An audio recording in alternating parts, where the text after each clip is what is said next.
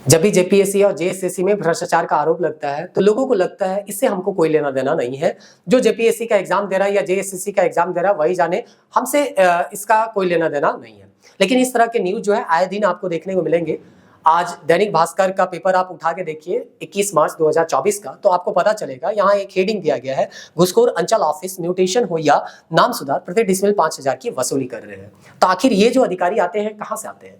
JPSC के through, JSSC के through आ रहे हैं। और यही अधिकारी अगर गलत तरीके से एंट्री करेंगे तो आगे जाके क्या करेंगे? पूरा जीवन गलत काम करेंगे। जो पैसा देके आया है सबसे पहले तो वो पैसा को रिकवर करेगा और उसके बाद भी संपत्ति को वो जमा करेगा, क्योंकि लालच जो है वो उसका कभी समाप्त होने वाला नहीं है। तो इस तरह से यहाँ पे आपको कई एग्जाम्पल देखने को मिल जाएंगे और आपको ये पता चल जाएगा कि ये जो जेपीएससी और जेएसएससी में भ्रष्टाचार का मामला या आरोप लगता है, ये मुद्दा केवल विद्यार्थियों का नहीं है बल्कि इस राज्य के सभी व्यक्तियों का है। और ना केवल इसी राज्य का, इसके अलावा आप देखिए दूसरे राज्य में भी इस तरह के एग्जाम में पेपर लीक के मामले या भ्रष्टाचार के आरोप लगते हैं, चाहे वो बिहार हो, चाहे यूपी हो, चाहे राजस्थान हो, चाहे एमपी हो। इस तरह के कई राज्य जो है आपको देखने को मिल जाएंगे जिसमें इस तरह के आरोप लगाए जाते हैं। और इसीलिए हम बार बार कह रहे हैं कि ये जो मुद्दा है वो केवल विद्यार्थियों का नहीं है बल्कि हर एक व्यक्ति का है। और यहाँ पे आप देख लीजिए, आप परेशानी कितना होता है उसको समझ लीजिए। बोलता है, एक एग्जांपल से आप समझिए। आज का ये न्यूज़पेपर है, अनगढ़ा अंचल के राजस्व उप निरीक्षक कुलदीप साहू अमीन प्रभु पहान को 10,000 रुपए घूस लेते एसीबी ने पकड़ा था। 26.52 एकड़ जमीन का डेटा ऑनलाइन कराने के लिए रैयत मनोज मुंडा से राजस्व उप निरीक्षक ने 8,000 रुपए प्रति डिसमिल की दर से घूस मांगी, लेकिन अधिक रकम होने की वजह से मात्र 2 प्लॉट को ऑनलाइन करने के बदले 1.40 लाख रुपए की मांग की गई। 1 लाख में डील फाइनल हुई। इसके एवज में पहली किस्त 10,000 रुपए लेते कर्मचारी पकड़ा गया। तो यहाँ पे 1 लाख रुपया देने का बात था, पहला किस्त में ही पकड़ा गया, इसलिए न्यूज में आ गया। बहुत सारे अधिकारी तो ऐसे होते हैं जो कि पकड़ाते ही नहीं है, और बहुत सारे क्या अधिकांश अधिकारी ऐसे होते हैं जो कि पकड़ाते नहीं है और न्यूज में नहीं आते। एक आध पकड़ा गया तो न्यूज में आ गया। अब देखिए यहाँ पे एक एग्जांपल आप लीजिए, मनोज मुंडा। क्या मनोज मुंडा एग्जाम दे रहा था जेपीएससी या जेएसएससी का? नहीं, लेकिन वो रैयत जो है वो जेन्युइन काम कराने के लिए गया इस राजस्व उप निरीक्षक के पास। लेकिन वो राजस्व उप निरीक्षक उस काम को करने के लिए जिसके लिए उसको वेतन मिल रहा है वो काम नहीं किया, और उसी से उस काम को करने के लिए वो रैयत से क्या करता है? पैसा मांगता है। 1 लाख रुपया का वो क्या करता है? डिमांड करता है।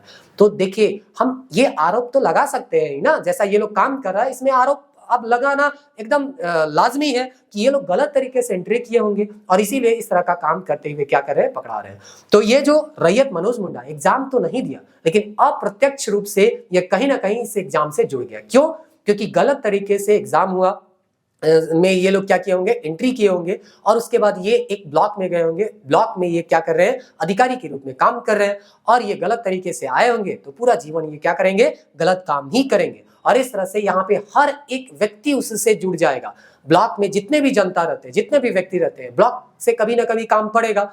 अगर ब्लॉक का अधिकारी गलत तरीके से आया है तो आपका काम वो सही तरीके से नहीं करेगा, कहीं आपको दौड़ाते रहेगा और नहीं तो आपसे पैसा मांगेगा। और इस तरह से हर व्यक्ति इस एग्जाम से जुड़ जाता है, क्योंकि गलत तरीके से एग्जाम होगा, गलत लोगों का एंट्री होगा, वो गलत तरीके से ही आपके साथ व्यवहार करेगा। ये चीज मान के चलिए। आज नहीं आप इससे जुड़े हुए, लेकिन आगे चल के आज के 5 साल 10 साल के बाद जब ये अधिकारियों से आपका क्या होगा? सामना होगा, तो ये आपका कह सकते हैं एक तरह से कहिए जीना हराम करके रख देंगे। तो इस तरह से इस मुद्दे को अपना मुद्दा समझिए और इसको हर जगह उठाने का प्रयास कीजिए। अरगोड़ा, नामकुम, ओरमांझी, कांके, रातू नगरी, हेयल और शहर अंचल में जमीन विवाद के कई मामले हैं। ऑनलाइन रिकॉर्ड में रैयत के नाम, खाता प्लॉट और रकबा में गड़बड़ी है। इसमें सुधार कराने के लिए आवेदन देने पर कई माह तक दौड़ाया जाता है। इसके बाद दलाल रेट तय करता है, पैसा देने पर ही काम करता है। तो इस तरह से देखिए, यहाँ पे आपका काम करने के लिए इसको वेतन दिया जा रहा है सरकारी अधिकारी को, लेकिन आपका काम नहीं कर रहा बल्कि आपका काम कर रहे हैं। ये तो जमीन, ठीक है, जमीन का मामला है इसलिए हर मामला में जमीन आपको दिख रहा है। इस तरह के कई आपके काम होंगे,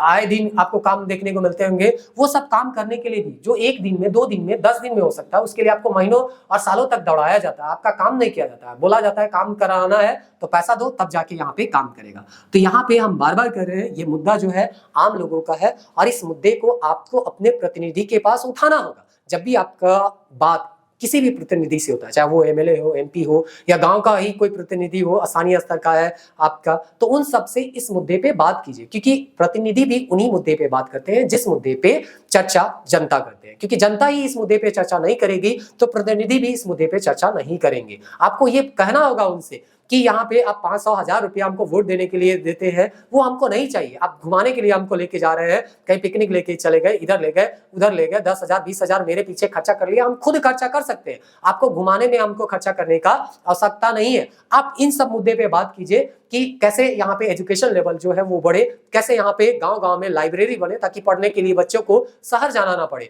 कैसे यहाँ पे जो अधिकारी आपसे घूस मांग रहे हैं उस अधिकारी से एक तरह से कहिए कार्रवाई किया जाए। ये सब मुद्दे पे आपको बात करना होगा, क्योंकि देखिए आपको घूमने के लिए विधायक साहब ले जाएंगे, आपके पीछे 10,000 20,000 रुपया खर्चा कर देंगे, लेकिन जब आपका सामना इस तरह के अधिकारी से होगा तब आपका 1 लाख 1.5 लाख ना जाने कितना संपत्ति जो है घूस देते समाप्त हो जाएगा। तो आपका क्या प्रायिकता होना चाहिए कि घूमना प्रायिकता होना चाहिए, किस तरह के अधिकारी के ऊपर कार्रवाई करें ये प्राथमिकता होना चाहिए, या एग्जाम जो है वो फ्री और फेयर तरीके से हो वो प्राथमिकता तय होना चाहिए। ठीक है, आज आपके परिवार में जेपीएससी और जेएसएससी का कोई कैंडिडेट नहीं होगा, कोई एग्जाम नहीं दे रहा होगा, तो आप कह रहे हैं कि हमको इससे कोई लेना देना नहीं है। क्या आने वाले भविष्य में कोई भी आपके परिवार में ऐसा व्यक्ति नहीं है जो कि पढ़ रहा होगा?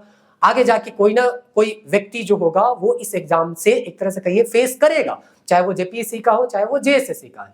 अगर जेपीएससी या जेएसएससी जो अभी गलत काम कर रही है या जो गलत काम करने का आरोप लगाया जा रहा है, अगर वो चीज सही तरीके से अभी या सही समय में नहीं सुधारा जाएगा तो आने वाले समय में इस गलती का जो फ्रीक्वेंसी है और बढ़ते जाएगा, और ज्यादा ये लोग गलती करेंगे अगर इसको रोका नहीं जाएगा। ठीक है, मान के चलते हैं जेपीएससी में अभी पेपर लीक नहीं हुआ, या जेएसएससी गलती नहीं की है या जेपीएससी गलती नहीं की है, तो आरोप भी नहीं लगना चाहिए, क्योंकि जब आरोप आपके ऊपर लग जाता है तो उसको आपको सिद्ध करना पड़ता है कि ये आरोप गलत है, नहीं तो आप रिजल्ट भी दीजिएगा तो हमको ये विश्वास नहीं होगा कि ये रिजल्ट फ्री एंड फेयर है। क्योंकि देखिए क्या होता है ना कि यूपीएससी का आप एग्जांपल ले लीजिए, यूपीएससी के ऊपर कोई भी तरह का किसी भी तरह का आरोप नहीं लगाया जाता है, तो वहां पे जो फेल हो जाते हैं वो विद्यार्थी स्वीकार कर लेते हैं कि ठीक है हम इसके योग्य नहीं थे तो हम यहाँ पे सेलेक्ट नहीं हुए। उसी तरह का एक क्रेडिबिलिटी जो है वो जेएसएससी और जेपीएससी में भी होना चाहिए कि अगर कोई कैंडिडेट फेल हो जाता है तो वो इस मतलब किसी भी तरह से ये ना कह सके कि यहाँ पे जेपीएससी कुछ गलती की है या जेएसएससी गलती की है, उसका खामियाजा हम भुगत रहे हैं। अगर वो फेल हो जाता है तो वो स्वीकार कर ले कि हम फेल हो गए हैं, आगे चल के हम मेहनत करेंगे तो इसमें पास हो सकते हैं। लेकिन अगर इस तरह का आरोप लगते रहेगा जैसा कि अभी जेपीएससी के ऊपर लग रहा है, तो कोई भी कैंडिडेट ये स्वीकार ही नहीं कर सकता है कि हम यहाँ पे अपने कारण फेल हुए। वो तो यही आरोप लगाएगा कि जेपीएससी कुछ ना कुछ धांधली की होगी, इसके कारण हम फेल हो गए। तो इस चीज को सुधारना होगा, और ये सुधारने का काम कोई एक व्यक्ति नहीं करेंगे, कोई एक विद्यार्थी नहीं करेगा, हर कोई इसमें अपना अपना थोड़ा थोड़ा योगदान दे सकता है। कोई जरूरी नहीं कि इसके लिए आप रैली ही निकाल दिए। आपको सिंपली जब भी, जैसा कि आपको कहा गया, आप जब भी अपने एमएलए एमपी या गांव के प्रतिनिधि से बात करते हैं इन सब मुद्दों को उठाइए। वो कहीं ना कहीं अगर जानेंगे कि जनता के मन में ये सब मुद्दा है तो वो आगे लेके चलेंगे।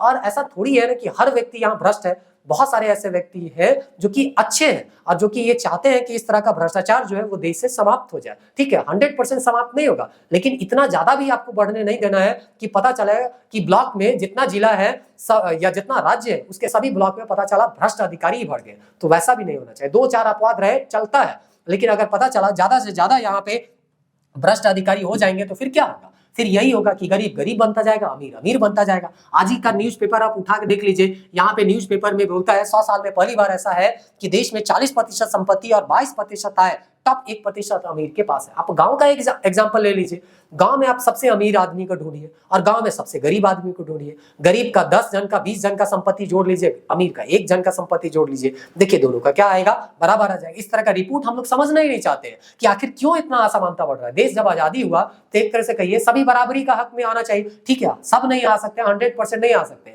लेकिन इतना भी ज्यादा असमानता नहीं है होना चाहिए कि 1% आबादी के पास यहाँ 40% संपत्ति आ गया है या 22% उसका इनकम आ गया, वैसा नहीं होना चाहिए। यहाँ पे ठीक है, यहाँ पे 40% था तो यहाँ पे 30% होता तो हम मान के चल सकते थे, या मान के चलिए ठीक है 20% होता तो मान के चलते हैं कि ये एक तरह से सही था। लेकिन आप समझिए कि अगर देश में 100 रुपया है तो वो 100 रुपया मात्र 1% व्यक्ति के पास, 100 रुपया में 40 रुपया मात्र कितने के पास है? 1% व्यक्ति के पास है। आप मुकेश अंबानी का ही देख लीजिए, अंबानी के पास जितना संपत्ति है पता चलेगा एक गांव को तो छोड़ दीजिए, जिला और शहर में भी आप देख लीजिएगा कि सबका संपत्ति जोड़ दिया जाए तो उसका संपत्ति के बराबर नहीं हो पाएगा। तो इस तरह से ठीक है, कोई जेन्युइन काम करके अपना संपत्ति बढ़ा रहा है कोई दिक्कत नहीं है, लेकिन इनलीगल तरीके से यहाँ पे आपका जो है वो संपत्ति किसी का बढ़ना नहीं चाहिए। ये चीज को ध्यान में रखना होगा और सरकार को भी ये चीज ध्यान में रखना होगा कि किसी तरह का कोई भ्रष्टाचार का आरोप जो है, जो लग रहा है वो नहीं लगना चाहिए, या लग भी रहा है तो बहुत कम लगे, ज्यादा से ज्यादा जो है वो सही तरीके से यहाँ पे काम हो और जो असमानता है वो दूर हो जाए। यहाँ पे देखिए, यहाँ पे दिया गया भारत विश्व के सबसे असमान देशों में से एक है, यानी अमीर जो है वो अमीर होते जा रहे हैं, गरीब जो है वो गरीब होते जा रहे हैं। यहाँ पे बोलता है, देखिए अलग अलग डाटा में, रिपोर्ट में अलग अलग डाटा आपको देखने को मिल जाएगा, लेकिन सबका निष्कर्ष यही है कि कम से कम लोगों के पास जो है, आप 2-4 अमीर का नाम, अंबानी है, अडानी है, सबका नाम देख लीजिए, उनके पास जितना संपत्ति होगा, एक राज्य का भी संपत्ति जोड़ दीजिएगा आम लोगों का, तो पता चलता है उतना संपत्ति उन लोगों के पास नहीं होगा। तो ऐसा इतना भी असमानता नहीं होना चाहिए। तो यहाँ शीर्ष बोलता है 10% आबादी के पास कुल राष्ट्रीय आय संपत्ति का 77% है। तो यहाँ देखिए माइनस कर लीजिए, 10 में यहाँ पे अगर आबादी का देख लीजिएगा तो माइनस प्रतिशत कर दीजिएगा, कितना प्रतिशत आबादी आ जाएगा? 90% आबादी आ जाएगा। और संपत्ति में यहाँ कर दीजिएगा तो 23%। तो 90% आबादी के पास 23% संपत्ति है और 10% आबादी के पास 77% यहाँ पे क्या है? संपत्ति है। तो इससे आपको पता चल रहा होगा कि कितना ज्यादा असमानता है। और ये सब असमानता जो है वो यही सब छोटे छोटे मुद्दे से होके ही गुजरता है। एक भ्रष्ट व्यक्ति जो है वो क्या कर रहा है? पैसा लेके आपसे काम कर रहा है। जिसके पास पैसा है वो काम करा रहा है, जिसके पास पैसा नहीं है उसका काम नहीं हो रहा है, और इस तरह से गरीब गरीब होते जा रहा है। भ्रष्ट तरीके से कहा जाता है कि पैसा देके लोग नौकरी कर रहे हैं, तो पैसा देके अगर नौकरी करेगा तो गरीब का आदमी पैसा देके कैसे नौकरी करेगा? गरीब का बच्चा, तो वो अगला पीढ़ी भी उसका गरीब रह जाएगा। और जो नौकरी कर रहा है पैसा देके, वो अपना पीढ़ी तो सुधार ही लिया, पता चलता है इतना वो और घूस ले लेता है कि आने वाला पीढ़ी भी उसका सुधर जाता है। तो इस तरह से अगर नहीं पकड़ाया तब, और ज्यादातर मामले में ये लोग नहीं ही पकड़ाते हैं। अब देख लीजिए, हम लोग कहते हैं कि गरीब लोग टैक्स नहीं देता है, लेकिन इस रिपोर्ट से पता चलता है कि जीएसटी, आप तो जान ही रहे होंगे, जीएसटी जो भी आप प्रत्यक्ष रूप से आप पैसा दे रहे हैं, आप बिस्कुट खरीद रहे हैं, यहाँ पे कपड़ा खरीद रहे हैं, गाड़ी खरीद रहे हैं, कोई भी चीज आप खरीद रहे हैं, तो सामान्यतः आपको इनडायरेक्ट टैक्स देना पड़ रहा है, और उस इनडायरेक्ट टैक्स में गरीब लोग ही ज्यादा टैक्स देते हैं। जीएसटी में आप देखिए जो कंट्रीब्यूशन होता है जो निचला तबका का आदमी का, वो 64% होता है, और निचला तबका का आबादी जो है वो कितना का ये दिया गया है? 50%। यानी 50% जो निचला तबका का आबादी है वो अकेले जीएसटी में 64% का क्या कर रहा है? कंट्रीब्यूशन कर रहा है।